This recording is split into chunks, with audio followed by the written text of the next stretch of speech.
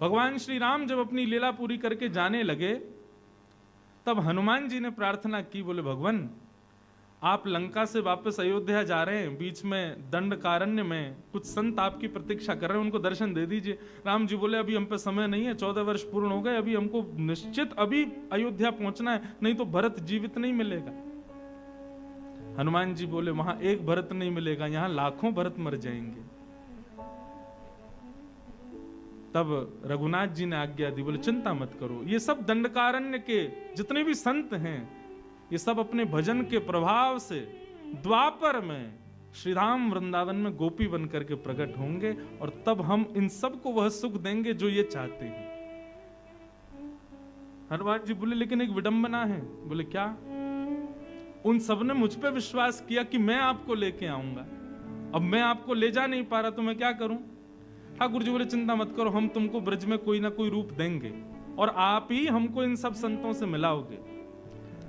तब द्वापर में ठाकुर जी ने विचार किया हनुमान जी किस भाव से आवे, तो वही हनुमान जी ठाकुर जी की वंशी बन करके आए, और जब जब उस वंशी की नाद होती है तब तब गोपियों का मन ठाकुर जी की ओर आकर्षित हो जाता है। महाराज प्रारंभ ही श्रीमद् भागवत में वंशी के नाद से ही हुआ। हनुमान जी ने अपना वचन निभाया कि हम आपको मिलाएंगे, और गोपियों को लेके गए ठाकुर जी के पास। पर अब यहां का भाव सुनो, अति सर्वत्र वर्जयेत। कई बार कई वस्तु हमको सुख देती हैं, लेकिन कई बार उससे हमको कष्ट भी हो जाता है।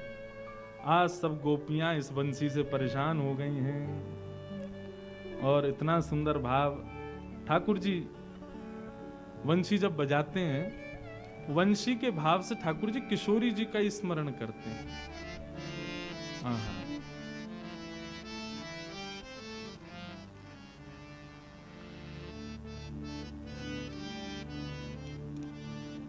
ठाकुर जी वेणुनाद जब जब करते हैं, इसका मतलब उस समय किशोरी जी को अत्यंत स्मरण कर रहे हैं। वंशी को कभी त्याग ना करें। पर वहां वंशी के कई भाव हमारे ब्रज में बताए गए। श्री राधा वल्लभ लाल को जिनने लाड़ लड़ायो, ऐसे श्री हित हरिवंश महाप्रभु, वे तो वंशी के ही अवतार बताए गए। एक आत्मदेव नाम के ब्राह्मण थे, उन्होंने महादेव की बड़ी याचना की। महादेव प्रसन्न हो गए, प्रसन्न होकर बोले मांगो क्या वरदान चाहिए? बोले अपने हृदय की सबसे बहुमूल्य वस्तु मुझे दे दो। महादेव चरणों में बैठ गए, बोले भैया कछू मांग ले, तू कहे तो कैलाश तेरे नाम कर दें, तू कहे तो गणपति को तेरे घर भेज दें, तू कहे तो कार्तिकेय को तुम्हारी सेवा में लगा दें, तुम कहो तो पार्वती जी को भी सेवा में भेज देंगे, लेकिन हमारे हृदय की बहुमूल्य वस्तु मत मांगो।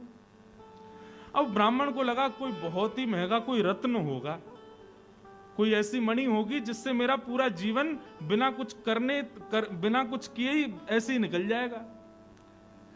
वो तो हट करने लगा, नहीं अब तो आपके हृदय की बहुमूल्य वस्तु ही चाहिए मुझे। तब देवादिदेव महादेव अपने हृदय के ठाकुर श्री राधा वल्लभ जी को लेकर प्रकट हो गए और उस आत्मदेव ब्राह्मण को प्रदान। यहां आप लोगों ने तो बजाई ताली, लेकिन राधा वल्लभ जी तो बेचारे बड़े परेशान है गए। क्यों? वाने हृदय की सबसे बहुमूल्य वस्तु मांगी और वो ठाकुर जी थे। महादेव ने कही लो हमारे हृदय की बहुमूल्य वस्तु।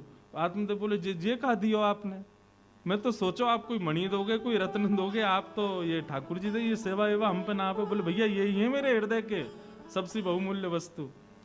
आत्मदेव जी ले तो आए, लेकिन भाव से उनको तो ये लगता है ये तो और खर्चा बढ़ गए मेरे। तब किशोरी जी ने आज्ञा दी वंशी को, और हमारे लाल जी को कष्ट नहीं हो, श्रम नहीं हो, आप पृथ्वी पर जाओ।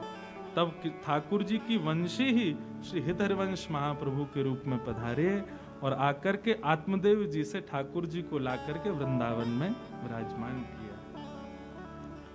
हम अपने पद में गाते हैं ना, जो विश्राम में पद गाते हैं, आतुर है हरिवंश पुकारो, श्री राधा राधा नाम, तब सघन कुंज यमुना तट आयो, श्री राधा वल्लभ लाल। बोल राधा वल्लभ लाल की जय। तो एक ब्रज के भाव से ठाकुर जी की वंशी आज भी ठाकुर जी के संग है और वो आचार्य रूप धारण करके भी आई हैं, परंतु एक भाव से ठाकुर जी की वंशी ये श्री हनुमान जी महाराज पधारे कहीं की कथा के भाव से।